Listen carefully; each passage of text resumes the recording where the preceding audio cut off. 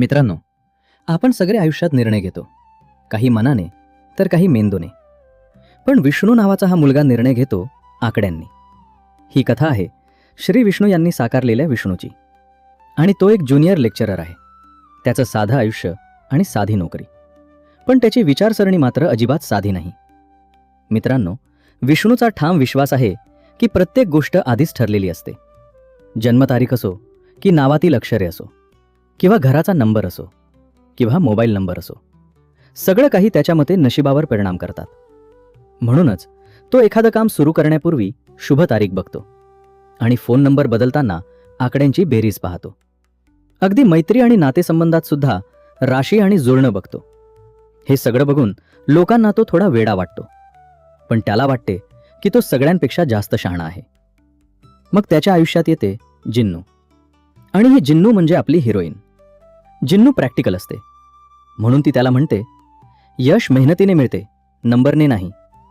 मित्रांनो, दोघांची पहिली भेट साधी असते, पण त्यांच्यातला विरोधाभास स्पष्ट असतो. मग विष्णू तिची जन्मतारीख विचारतो. यावर ती त्याला म्हणते, तुला माझा स्वभाव जाणून घ्यायचा आहे की माझी जन्मतारीख?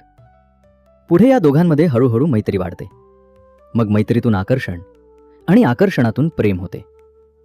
पण इथेच सुरू होतो खरा संघर्ष.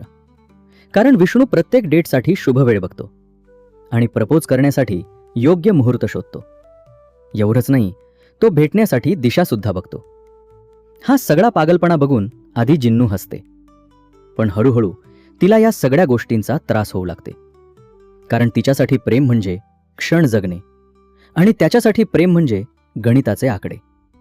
म्हणूनच एक दिवस असं काही घडते जिथे विष्णूचा एक निर्णय जो फक्त आकड्यांवर आधारित असतो, आणि हाच निर्णय त्यांच्या नात्यात दुरावा निर्माण करतो.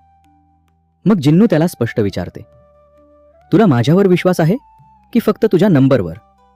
हा प्रश्न विष्णूला हादरवतो आणि पहिल्यांदाच त्याला वाटते की कदाचित तो कुठेतरी चुकतो आहे. मग तो आपल्या आयुष्याकडे मागे वळून बघतो आणि विचार करू लागतो की आधीचे सर्व निर्णय त्याने स्वतः घेतले होते का, की तो फक्त भीतीपोटी नशिबाच्या मागे लपला होता. मग त्याला समजते की नशीब आपल्याला फक्त दिशा दाखवायचं काम करते, पण चालायचं काम आपल्यालाच करायचं असते. मित्रांनो, मूवीच्या शेवटी विष्णू एका मोठ्या निर्णयासमोर उभा राहतो. पण यावेळी तो ना तारीख बघत ना मुहूर्त बघत, फक्त मनाचा ऐकतो. मग तो जिन्नू समोर उभा राहतो आणि पहिल्यांदाच म्हणतो, आजपासून माझं आयुष्य मी जगणार आहो, पण आकड्यांनी नाही, मनाने. इथे हा सिनेमा समाप्त होतो. मित्रांनो, हा चित्रपट शेवटी एक साधा पण प्रभावी संदेश देऊन जातो. आणि तो हा आहे की नशिबावर विश्वास ठेवणं चुकीचं नाही, पण आयुष्य पूर्णपणे त्यावर सोपवणं चुकीचं आहे. आणि आपल्या आयुष्यातील प्रेम, विश्वास आणि धैर्य हेच खरे लकी नंबर असतात. तुम्ही पण पाहू शकता एक हलका फुलका पण विचार करायला लावणारा प्रवास, हास्य, भावना आणि स्वतःला शोधण्याची ही कथा लवकरच हिंदीमध्ये येणार आहे. आणि हो, तुम्हाला व्हिडिओ आवडला ना? मग थांबू नका. आत्ताच मूव्ही मस्ती मराठी चॅनलला सबस्क्राईब करा आणि या मस्ती फॅमिलीचा भाग बना.